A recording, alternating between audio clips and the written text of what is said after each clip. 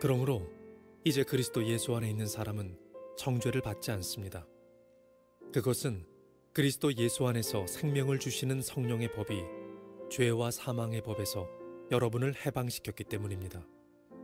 율법이 죄의 본성 때문에 연약하여 할 수 없었던 것을 하나님께서는 죄를 없애기 위해 자신의 아들을 죄 있는 사람의 모양으로 보내심으로써 행하셨습니다. 하나님께서는 죄인들 속에 거하고 있는 죄에 대해 유죄 판결을 내리셨습니다. 이렇게 하여 죄의 본성에 따라 살지 아니하고 성령에 따라 살고 있는 우리에게 율법의 의로운 요구들이 완벽히 이루어졌습니다. 죄의 본성을 따라 사는 사람들은 죄의 본성이 바라는 일을 생각하지만 성령을 따라 사는 사람들은 성령이 바라시는 일을 생각합니다. 죄의 본성의 지배를 받는 사람의 생각은 죽음이지만 성령의 지배를 받는 사람의 생각은 생명과 평강입니다. 죄의 본성이 생각하는 것은 하나님을 거스르는 것입니다. 그것은 하나님의 법에 복종하지 않을 뿐 아니라 할 수도 없습니다. 죄의 본성의 지배를 받는 사람은 하나님을 기쁘시게 할 수 없습니다. 그러나 하나님의 영이 여러분 안에 계시다면 여러분은 죄의 본성의 지배를 받지 않고 성령의 지배를 받게 됩니다. 누구든지 그리스도의 영이 없는 사람은 그리스도에게 속한 사람이 아닙니다. 반면 그리스도께서 여러분 안에 계시다면 여러분의 몸은 죄 때문에 죽은 존재이지만 여러분의 영은 의 때문에 살아 있습니다. 예수님을 죽은 사람들 가운데서 다시 살리신 분의 영이 여러분 안에 살아계시면 여러분 안에 계신 그분의 영으로서 여러분의 죽을 몸도 살리실 것입니다. 그러므로 형제 여러분, 우리는 빚을 진 사람들입니다. 그러나 죄의 본성을 따라 살아야 하는 죄의 본성에 빚진 사람이 아닙니다. 죄의 본성에 따라 산다면 여러분은 죽을 것입니다. 그러나 성령의 도우심을 받아 몸의 악한 일을 죽인다면 여러분은 살 것입니다. 왜냐하면 하나님의 영으로 인도받는 사람들은 누구나 하나님의 자녀이기 때문입니다. 여러분이 받은 성령은 여러분을 다시 두려움에 이르게 하는 노예로 만드는 영이 아니라 여러분을 하나님의 자녀가 되게 하는 영이십니다. 그래서 우리는 그 성령을 의지하여 아바 아버지라고 부를 수 있는 것입니다. 성령께서는 친히 우리의 영과 함께 우리가 하나님의 자녀라는 것을 증언합니다. 자녀라면 또한 상속자이기도 합니다. 우리는 하나님의 상속자이며 또한 그리스도와 공동의 상속자입니다. 그래서 우리는 그리스도께서 누리시는 영광에 참여하기 위해 그분이 겪으신 고난에도 참여하는 것입니다. 내가 원하는 것은 행하지 않고 도리어 내가 미워하는 것을 행함이라. 오호라 나는 공고한 사람이로다. 누가 이 사망의 몸에서 나를 건져내랴. 이 사도 바울의 고백은 저의 고백이고 여러분의 고백입니다. 주님이 원하시는 삶, 주님을 기쁘시게 하는 삶을 살아가기를 원하면서도 끊임없이 육신 가운데 남아있는 죄의 본성 때문에 넘어지고 실족하고 주님의 마음을 아프게 하고 그 갈등 속에서 좌절감과 패배감을 느껴보지 않은 성도가 어디 있겠어요? 우리의 이야기죠. 믿음의 길을 걸어가면서 마음속에 여전히 남아있는 욕망과 갈등하지 않는 성도가 어디 있습니까? 그러니까 사도 바울의 고백이 우리 고백이 되는 것입니다.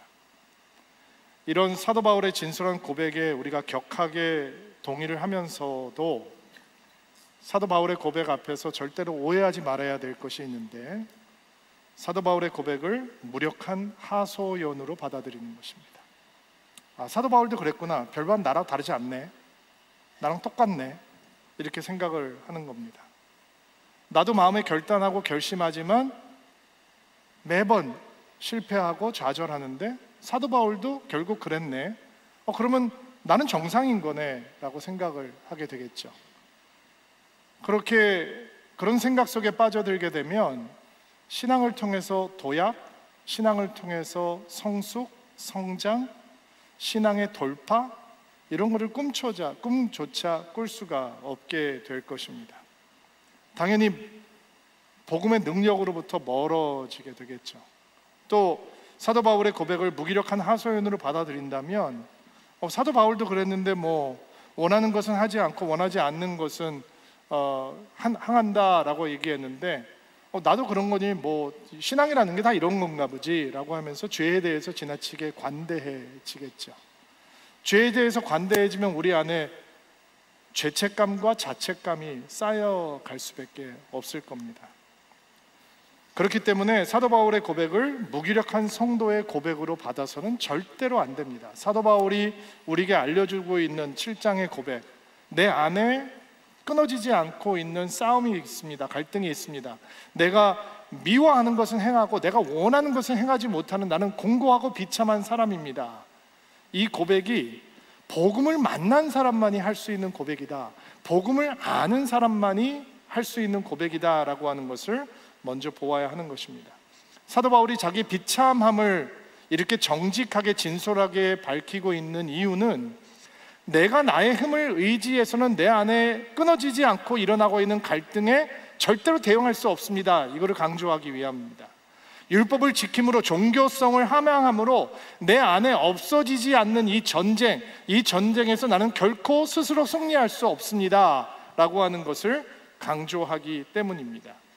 로마서 7장에서 등장하고 있는 한 성도 사도 바울의 처절한 고백은 로마서 8장에서 만나는 찬란한 승리의 노예로 완성이 된다라고 하는 것을 결코 잊어서는 안 됩니다.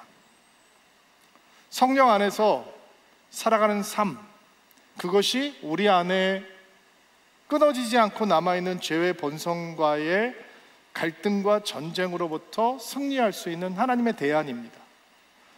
우리 안에 죄의 본성과 성령의 역사가 함께 갈등하고 충돌을 하는데 거기에서 어떻게 우리가 신음 같은 탄식이 아니라 환희에 가득 찬 승전가를 부를 수 있는가?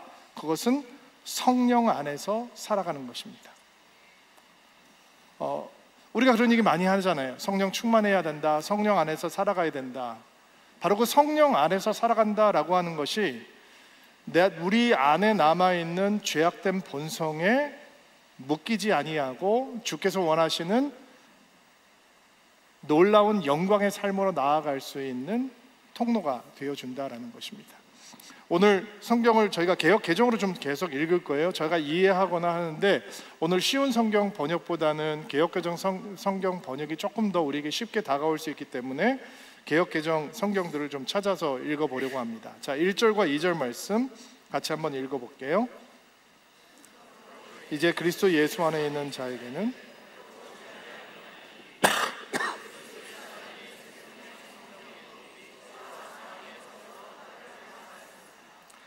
자, 우리 안에 사도 바울의 고백이 있다면, 즉 우리 안에 없어지지 않는 죄와의 갈등 때문에 때로는 좌절하고 때로는 실망하고 때로는 공고하게 느껴지는 무력한 고백, 이런 고백이 여전히 우리 안에 남아 있다면 오늘 우리가 보게 될 로마서 8장의 생명의 말씀이 우리에게 정말로 승리를 줄 수 있는 말씀이 되기를 간절히 소망합니다.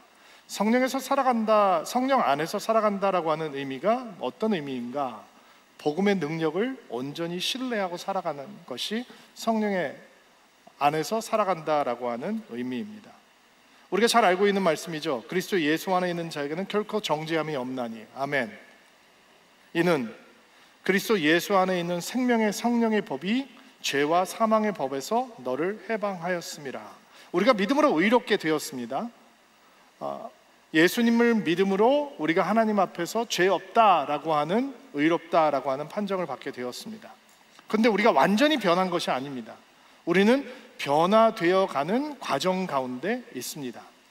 예수를 믿은 다음에 우리가 완성품이 되는 것이 아니라 하나님께서 우리를 계속 빚어가시고 우리를 만들어 가십니다. 연약함이 여전히 남아있단 말이죠. 그러면 우리가 교회가 돼서 이렇게 예배를 드리고 있는데 교회를 안 다니던 사람들이, 신앙을 모르는 사람들이 교회 안에 들어와서 예수를 믿는 사람들을 보고 뭐라고 생각을 하냐면 자기네들은 뭐 다 예수 믿고 다 모든 것이 완벽한 것처럼 행동을 하고 말하더만 들어와 보니 여기도 다 비슷한 사람들이네, 다 하자 있는 사람들이네. 그러면 크리스천들이 가짜인 건가요? 교회가 가짜인 건가요? 그렇지 않다라는 것입니다. 우리가 예수를 믿고 의롭게 되고 우리가 하나님을 믿는 여정을 걸어가고 있지만 우리는 여전히 다루심을 받고 있고 공사 중에 있는 사람이기 때문에 우리가 마음에는 원하지만 우리의 육신이 연약해서 이것이 하나님의 마음을 아프게 함에도 불구하고 그런 선택을 하고, 이 길을 걸으면 내가 망가지는데도 불구하고 내가 때로는 그 길을 선택해서 걸어가기도 하고, 내가 그런 행동을 하면 하나님으로부터 멀어지는데도 불구하고 기쁜 마음으로 그 선택을 하기도 하는 연약함이 우리에게 남아있다는 것입니다. 그러면 죄와 사망의 법에 붙들려 있는 사람은 어떻게 되느냐? 그런 삶에서 벗어날 수가 없게 되는 것입니다.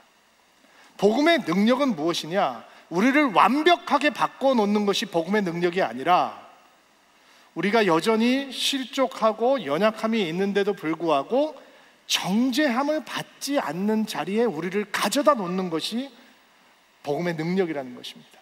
성령 안에서의 삶이 어떻게 시작되는가?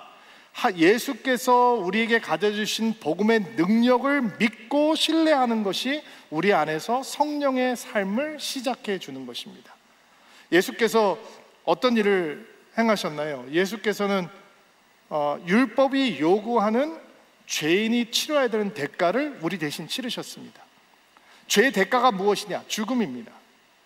근데 죄가 없는 주님께서 하늘의 보좌를 버리시고 육신을 입고 이 땅에 오셔서 우리를 대신해서 죄가 되시고 죄인에게 떨어지는 하나님의 진노를 받으시고 죄인들이 죽어야 되는 죽음을 대속적인 죽음으로 대신 죽으셨습니다.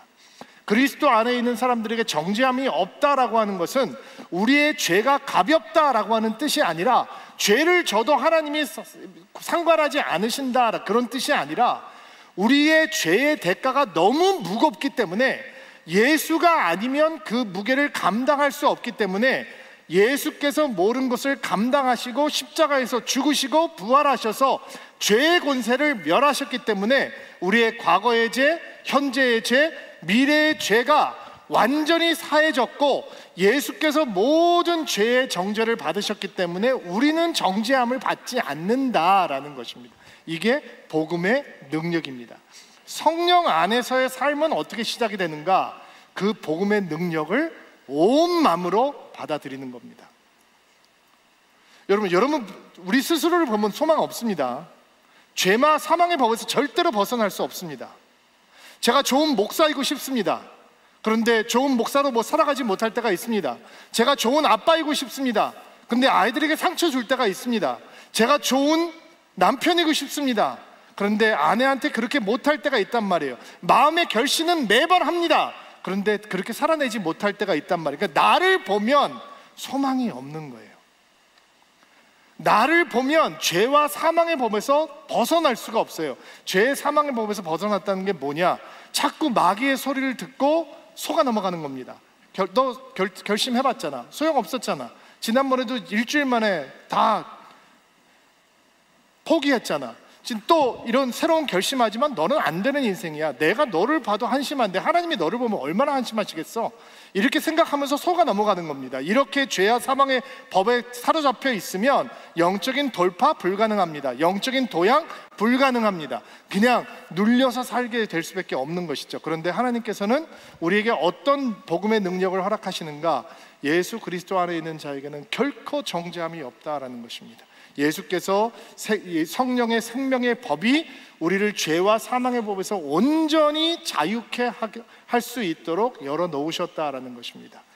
이 복음의 능력을 믿을 때 성령 안에서의 삶이 활짝 열리게 되는 것입니다. 온 마음으로 이 복음의 능력을 받아들이는 축복이 오늘 주일 아침에 있게 되기를 주의 이름으로 축복합니다. 5절부터 8절까지 말씀 한번 볼게요. 읽어주시겠어요? 시작.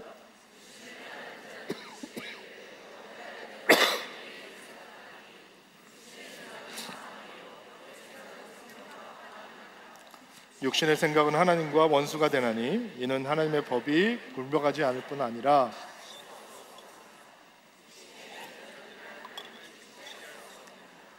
성령 안에 살아간다라고 하는 것이 어떤 의미인가? 육신의 생각을 성령의 생각으로 바꾸는 것이죠. 우리 안에 갈등이 있는 이유는 두 가지 생각이 있기 때문입니다. 육신을 향한 생각이 있고 영의 일을 향한 생각이 있습니다. 바울은 육신의 생각이 하나님과 원수가 된다고 했죠. 야고보도 옛 세상과 벗된 자들은 하나님과 원수가 된다라고 얘기했습니다. 우리 안에 하나님께로 인도하는 생각이 있고 하나님께로 멀어지게 하는 생각이 동시에 공존합니다. 우리를 살리는 생각이 있고 우리를 죽이는 생각이 있습니다. 여러분, 우리 마음이 얼마나 간사하고 오묘하고 이게 변화무쌍한지 몰라요. 내 마음을 나도 모른다고 얘기를 하잖아요. 코스트코에서 10.6캐러트짜리 다이아몬드 반지를 판매한다고 온라인에 판매를 한 적이 있었습니다. 감정가가 26만 불인데, 미화 26만 불인데 18만 불에 10.6캐러트짜리 다이아몬드를 판다라고 이제 광고가 나온 겁니다. 근데 그 광고가 뜨자마자 이상한 현상이 벌어졌는데, 다른 고가 제품들, 그전에 안 팔리던 고가 제품들이 엄청난 속도로 팔리기 시작했던 거예요. 그 홈페이지에 들어가서 26만 불짜리 감정가가 나와 있는 18만 불짜리 반지를 본 다음에 그 반지를 보고 묵상하고 나니까 500불짜리 에스프레소 머신을 사는 게 비싸지 않게 느껴지는 거죠. 이해가 되시나요? 18만 불짜리를 막 보다가 내가 못 사거든 하니까 은근히 마음이 상한단 말이에요. 근데 또 스크롤 다운 하다 보니까 몇백 불짜리 물건이 있단 말이에요. 이거는 내가 그냥 한번 질러볼 수 있지. 사람 마음이 이렇게 쉽게 낚이는 거예요. 이렇게 쉽게 요동한단 말이에요. 멀티태스킹이라는 게 있죠. 여러분, 요즘 현대인들이 잘하는 게 멀티태스킹이잖아요. 여러분도 여러분 자녀를 양육할 때 보면 애들이 너무 멀티태스킹 잘하니까 속이 막 편하지 않을 때가 있죠. 숙제한다고 하면서 카톡하고 SNS하고 TV 보고 음악 듣고 엄마랑 얘기하고 간식도 먹고 한꺼번에 다 하는 거예요. 멀티태스킹. 예배 드리면서 멀티태스킹 다 해요. 설교 들으면서 점심 먹을까 뭐 생각할까 하고 예약도 하고 맛집 리뷰도 올리고 뭐 집에 필요한 거 주문도 하고, 이 짧은 40분 동안 얼마나 많은 멀티태스킹이 일어난지 몰라요. 뒤에 있는 사람에게 야, 난 졸린데 너는 안 졸리냐 문자를 하기도 하고. 근데 현대인들의 유능함, 직장인들의 유능함이 자칫 잘못하면 이런 멀티태스킹에 있다라고 생각을 하기도 하는데, 런던 킹스 대학에서 연구한 결과를 보면 이 멀티태스킹이 오히려 유능함이 아니라 멀티태스킹이 굉장히 비효율적이다라고 연구 결과가 있었어요. 어떤 연구를 했냐면, 사람들을 두 그룹으로 나누고, 한 그룹에게는 업무를 진행을 하면서 끊임없이 뭐 이메일도 체크하고 이렇게 SNS도 하고 이런 자유를 줘서 업무를 진행하게 하고, 다른 팀들에게는 그런 걸 전혀 못하게 하고 끝난 다음에 그냥 확실하게 휴식하는 시간을 줬다는 거예요. 그러면 우리가 흔히 생각하고 있는 멀티태스킹의 달인들을 생각을 해보면, 우리는 앞에 있는 그룹이나 뒤에 있는 그룹이 다 똑같은 결과를 만들어냈을 거라고 생각을 하는데, 그 연구 결과는 멀티태스킹을 해도 괜찮다라고 허용을 받은 사람들이 집중력이 떨어지고 높은 오류가 나타나고 쓸데없는 스트레스를 받고 오히려 훨씬 더 좋지 않은 결과가 나왔다는 거예요. 그러니까 멀티태스킹의 사각지대에는 뭐가 있는 거냐? 집중하지 못하는 마음이 양산되고 있는 거예요. 집중해야 되는데 집중하지 못하는 이 못된 마음이, 못된 습관이 길러지고 있는 것입니다. 현대인들이 생각을 제대로 관리하지 못해서 오버로드가 걸리잖아요. 해야 되는 생각, 안 해야 되는 생각을 제대로 구분하지 못하거든요. 오늘 아이브에서 기도했죠. 얼마나 기쁜 일이에요. 안 와보니까 와, 빨리 나도 손자라도 안 왔으면 좋겠다라는 생각이 들어요. 너무 기쁜 순간이잖아요. 그런데 너무 행복하시죠? 기쁘시죠? 라고 하는데, 젊은 부부들이 이렇게 얘기하는데, 목사님 걱정이 태산이에요. 뭐가 걱정이에요? 어떻게 대학 보낼지, 어떻게 시집 보낼지. 아니, 지금 갓난아이인데 지금은 우유 주고 기저귀 잘 갈아주고 목욕시키고 예쁘게 즐기면서 키우면 되는데 생각이 내달리게 되는 거죠. 하지 않아둔 생각을 너무 많이 하는 거예요. 여러분, 어떻게 육신의 생각을 성령의 생각으로 바꿀 수 있을까요? 어떻게 육신의 생각을 따라서 내달리지 않고 성령께서 우리 안에 심어주시는 생각을 붙들 수 있을까요? 6절에 보니까 육신의 생각은 사망이래요. 성령의 생각은 생명과 평안이래요. 끝을 보면 되는 거죠. 이 생각을 따라가면 뭐가 열리게 될까? 또 육신의 생각은 절대로 하나님을 기쁘시게 하지 못한다고 말씀해요. 그러니까 이 생각을 따라가면 누가 기쁘게 할 것인가 생각해 봐야죠. 그게 육신의 생각을 성령의 생각으로 바꾸는 거예요. 우리 얼마 전에 그런 얘기를 했잖아요. 어떤 선택을 하든 마귀가 좋아하는 선택은 절대로 하면 안 된다. 내 삶을 바라보면서 어떤 내가 불편하고 하기 싫은 선택이라도 이 선택을 하면 하나님은 슬퍼하시고 마귀가 기뻐한다면 그 선택은 절대로 해서는 안 된다라는 얘기 우리 한번 나눈 적이 있었잖아요. 그러니까 우리의 생각이 누구를 기쁘시게 할 건지를 끊임없이 확인을 해야 하는 것이죠. 예수님께서도 하지 않아도 되는 생각, 하지 말아야 되는 생각이 있다는 것을 이렇게 강조하셨어요. 그러면 내가 너희에게 이르노니 목숨을 위하여 무엇을 먹을까, 무엇을 마실까, 몸을 위하여 무엇을 입을까 염려하지 말라. 목숨이 음식보다 중요하지 아니하며 몸이 의복보다 중요하지 않으냐. 예수님 말씀에 따르면 육신의 생각을 성령의 생각으로 바꾸는 길은 중요한 것과 중요하지 않는 것을 구분하는 것을 배워야 한다라는 거예요. 몸이 중요해요? 옷이 중요해요? 그건 바보 같은 질문이잖아요. 여러분, 생명이 중요해요? 음식이 중요해요? 이거는 답할 가치도 없는 질문이잖아요. 그런데 사람들이 살아가다 보면 이 질문에 답을 찾는 것을 어려워해요. 중요하지 않은 사람을 만나기 위해서 중요한 사람들이 희생을 해야 하고, 중요하지 않은 일들을 하기 위해서 정말로 중요한 것들은 사람들이 소홀하게 하게 된다고요. 하나님께서 중요한 것과 중요하지 않은 것을 분명히 구별하라 라고 우리에게 도전하고 계시는 거예요. 목사로 살아가면서 여러분 제일 힘든 게 뭔지 아세요? 가정을 돌보는 거예요. 저처럼 신목사처럼 일하기 좋아하는 사람들은 일거리가 생기면, 사역할 것이 생기면 언제든지 주저하지 않고 일하는 게 먼저인 사람들이기 때문에 우리가 정말로 하나님을 의지 않으면 가장 많은 희생을 치러야 되는 게 가족들이에요. 아내고 자녀들이에요. 그래서 여러분, 목사들 집안 중에서 애들이 하나님 사랑하지 않고 하나님 제대로 믿지 못하는 사람들이 너무 많잖아요. 선교사님들 자녀 중에서 그런 사람들이 너무 많이 있잖아요. 저도 주의 은혜로 정말 주님의 도우심으로 아이들이 주님 많이 사랑하는 아이들로 커가고 있어서 감사한데, 아마 주님께서 은혜 주시지 않았다면 저도 많은 소가리가 있었을 것 같아요. 저한테 항상 가정을 돌봐야 된다라고 하는 이 기억을 하게 해주는 사건이 하나 있었는데, 결혼한 저희 둘째가 어렸을 때 3살, 4살 정도 됐을 때 일이에요. 미국에서는 토요일이 되면 맥도날드, 아침에 오전에 맥도날드를 가면 엄마들은 없고 주로 아빠들이 많이 와서 앉아 있어요. 엄마가 이제 하루 쉬기 위해서 아빠들한테 애들 데리고 맥도날드 가서 좀 놀리라는 거죠. 미국 맥도날드는 그 안에 플레이그라운드가 있거든요. 놀이터가 있어서 애들이 거기서 실내에서 막 놀게 돼요. 그러면 아이들 해피밀 사주고, 그다음에 아빠도 커피 한잔 하면서 토요일날 썬데이 페이퍼, 일요일날 신문 딱 이렇게 사면 그 안에 두꺼운 스포츠 섹션이 있거든요. 그러면 온갖 스포츠 뉴스를 다 이렇게 읽을 수 있어요. 아버지들한테는 천국 같은 시간인 거죠. 그래서 맥도날드 토요일날 아침에 가면 아빠들이 다 커피 한 잔 다 앞에다 놓고 애들은 그 놀이터에 들어가서 땀을 흘리고 놀고, 아빠들은 그 심취해서 신문을 보는 게 이게 평범한 장면이에요.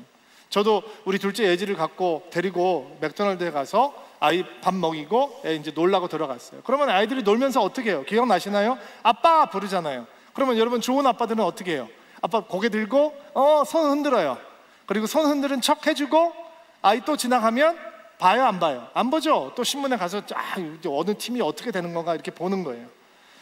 뭐 대부분의 아빠들이 그러고 있는 거예요. 물론 저도 그러고 있었어요. 근데 제가 신문을 열심히 보고 있는데 저희 딸이 부르는 거예요. 그럼 잠깐 얼굴 들고 웃어주고 손 흔들고 신문을 보는데, 갑자기 제가 이렇게 신문을 들고 있는데 손으로 신문을 확 잡아내리더니 저희 둘째가 손을 여기다 탁 이렇게 얹더니 Daddy, focus! 이러는 거예요. focus! 자기를 보라는 거죠. 계속 보라는 거죠. 근데 저한테는 그게 잊지 못할 사건이에요. 왜냐면 가정은 그런 거구나. 나는 아빠인데, 내가 루키 아빠인데, 젊은 아빠인데, 아빠로 살아간다는 건 내 사랑하는 아들, 내 사랑하는 아이들에게 포커스 하는 거구나. 눈을 띄지 않는 거구나. 그래서 지난 30년 동안 목회를 하면서 늘 바쁜 일정 속에서 우리 가족들이 희생될 것 같은 순간순간마다 내 포커스가 어디 가야 되는지를 끊임없이 생각할 수 있었던 것 같아요. 여러분, 성령의 생각, 육신의 생각이 어떻게 성경으로 바꾸는가, 뭐를 포커스할지를 찾아야 되는 거예요. 여러분, 우리가 아무것도 안 하고 있을 때, 아무도 우리를 봐주지 않고 있을 때 나의 모습, 그때 나의 생각을 점령하고 있는 것, 나의 관심이 가고 있는 것, 나의 생각을 주도하고 있는 것, 그게 바로 나예요. 그 생각이 성령의 생각으로 바뀌면 우리가 바라보고 있는 것이 주님이 돼야 되는 거예요.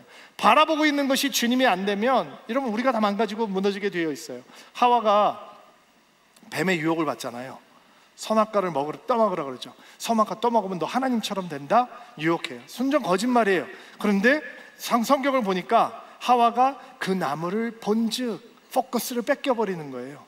선악과는요, 저주가 아니에요. 선악과는 약속이 있다는 증거거든요. 언약이 있다는 증거예요.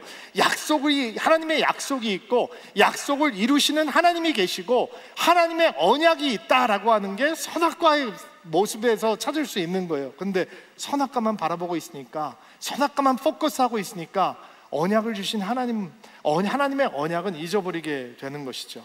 우리가 바라보고 있는 것들이 우리의 생각을 지배해요. 우리가 포커스하고 있는 것들이 우리의 생각을 지배해요. 여러분, 이런 경험이 있으세요? 신문을 보면서 제 마음속에 온갖 시기와 질투심이 일어나는 기사들을 볼 때가 있습니다. 내 마음속에 분노와 정죄감이 일어나는 기사들을 볼 때가 있습니다. 신문을 보면서 음란함을 부추기는 기사와 사진들을 만날 때가 있습니다. 예수님과 동행하는 선택을 하기보다 세상의 아름다움에 취해보라 라고 부추기는 기사들을 읽을 때가 있습니다. 우리가 바라보고 있는 것, 우리가 포커스하고 있는 것이 우리예요. 그러니까 우리의 생각을 육신의 생각이 아니라 성령의 생각으로 바꾸는 것이 반드시 필요하죠. 성령께서 그것을 하신다는 거예요. 땅의 것을 생각하지 않고 위의 것을 생각하게 하고 위의 것을 찾게 하시는 것이 성령의 역사가 되는 것입니다. 이런 성령님의 역사가 여러분 가운데 충만하게 임하게 되기를 주의 이름으로 축복합니다. 9절부터 13절 우리 돌아가면서 읽을게요. 먼저 여러분이 9절 읽어주세요. 시작.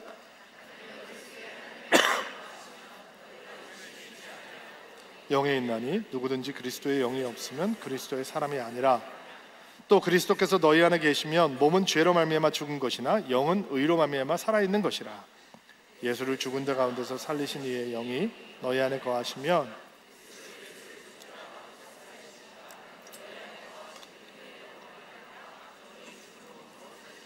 그러므로 형제들아, 우리가 빚진 자로 돼 육신에게 져서 육신대로 살 것이 아니니라.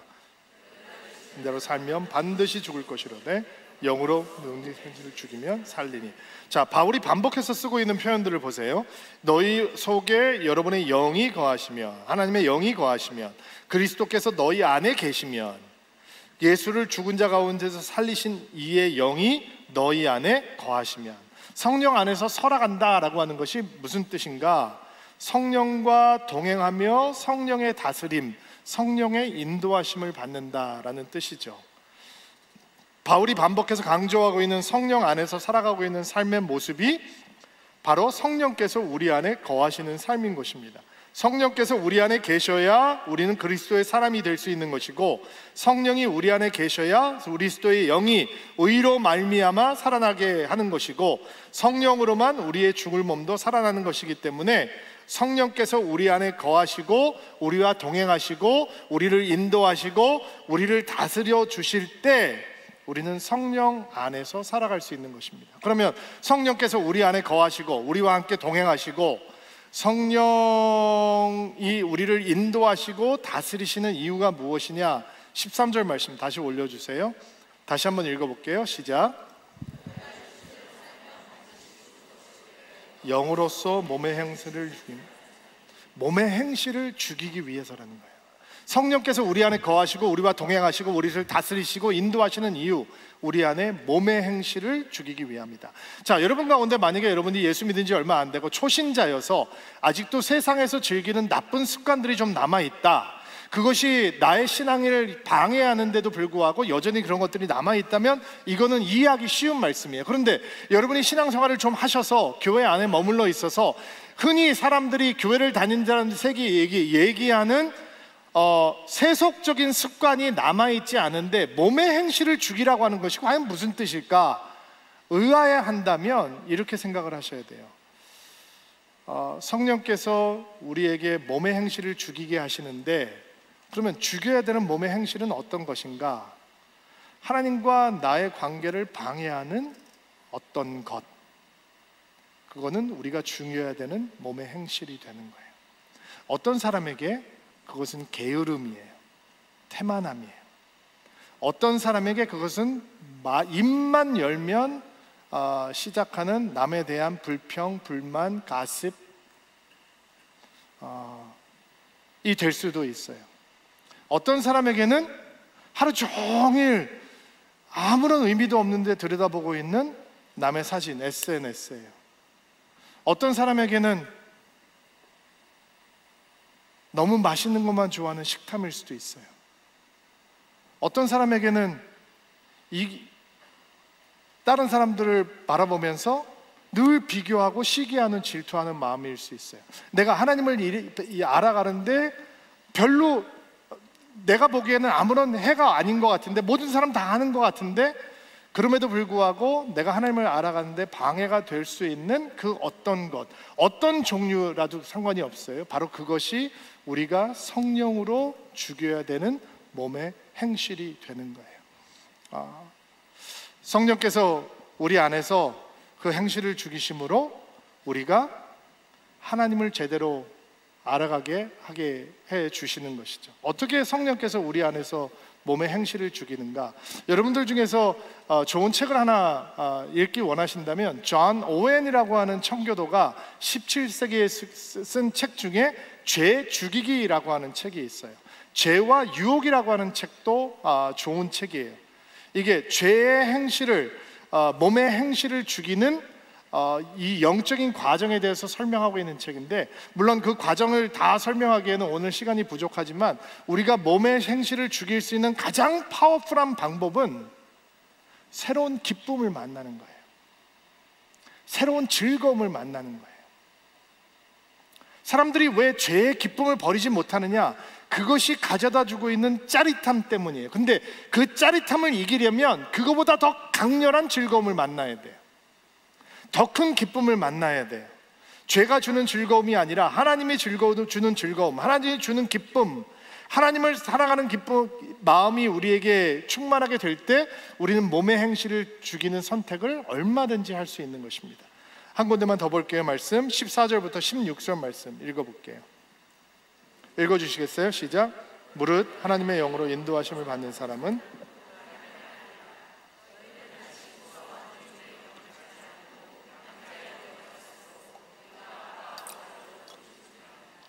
성령이 친히 우리의 영과 더불어,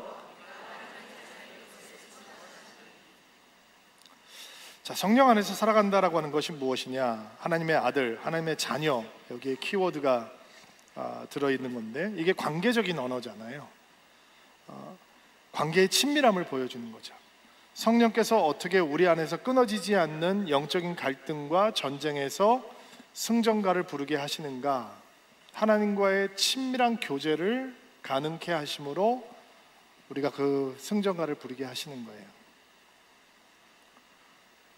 친밀함이라고 하면 어떤 사람들은 성경을 하루에 2-3시간씩 읽고 기도도 2시간씩 하고 일주일에 4-5일씩 교회 와서 살고 목사하고도 친하고 교제도 많이 하고 이런 것들로 생각할 수 있죠. 도움이 되죠. 근데 친밀함은 많이 사랑하고 많이 사랑받는 거예요.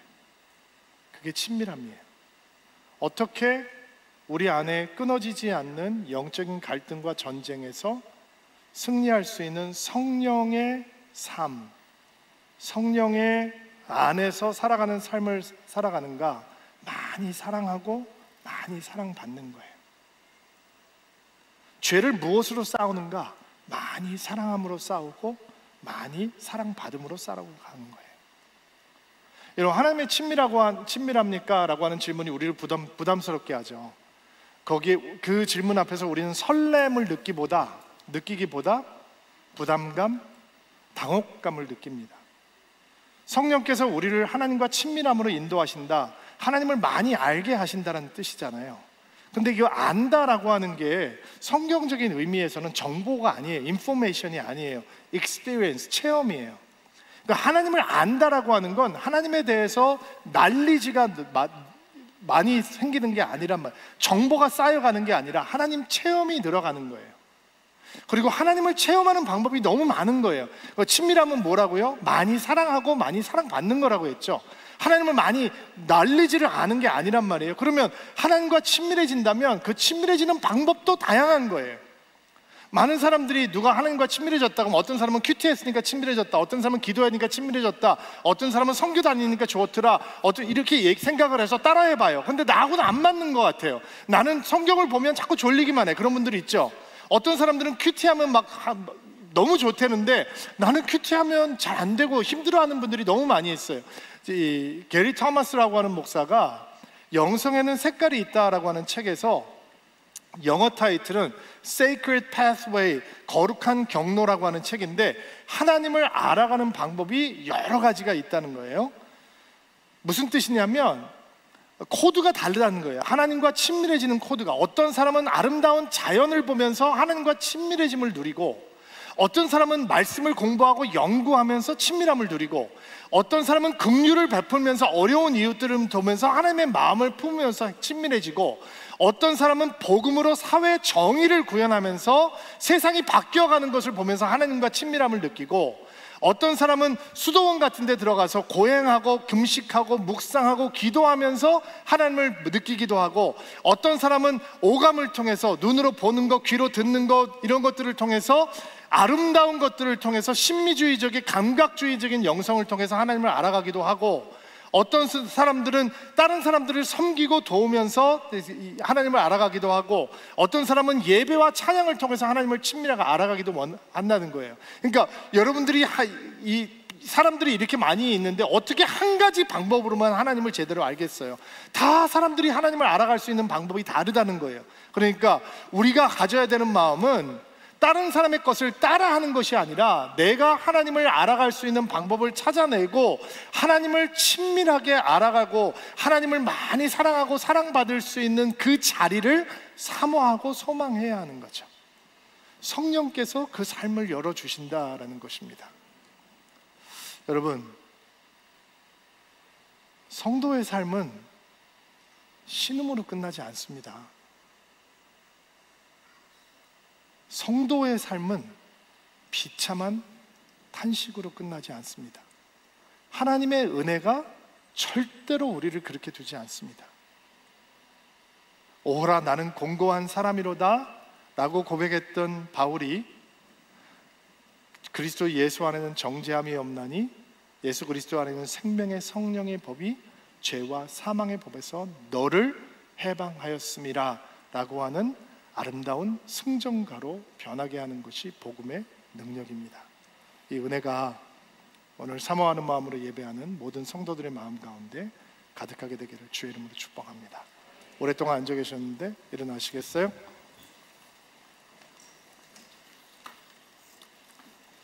가슴에 손을 얹고 안수하시겠어요? 여러분을 축복하고 기도하겠습니다.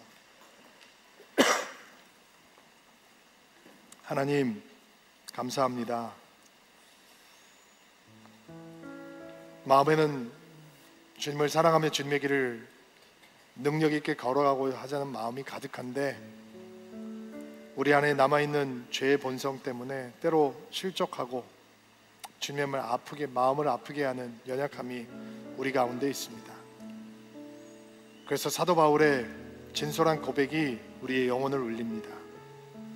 그러나 믿음은 절대로 신음으로 끝나지 않은 줄로 믿습니다.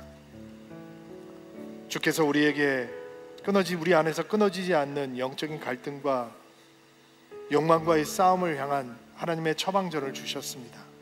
성령을 따라 살아가는 것입니다. 우리가 그런 삶을 살기를 간절히 소망합니다. 복음의 능력을 온전히 신뢰함으로 성령 안에서 살아가게 하옵소서. 육신의 생각을 성령의 생각으로 바꾸는 은혜를 경험함으로 성령 안에 살아가게 하옵소서. 성령과 동행하며 성령의 인도하심을 받고 성령의 다스림을 받음으로 성령 안에서 살아가는 기쁨을 배우게 하옵소서. 많이 사랑하고 많이 사랑받는 하나님과의 친밀함이 우리의 삶 가운데 가득하기를 소망합니다. 성령님, 그 친밀함으로 우리를 인도하심으로 우리 안에서 끊어지지 않고 벌어지고 있는 영적인 전쟁에서 신음이 아니라 승전가를 부르는 믿음의 인생 되게 하옵소서. 예수님의 이름으로 기도하옵나이다.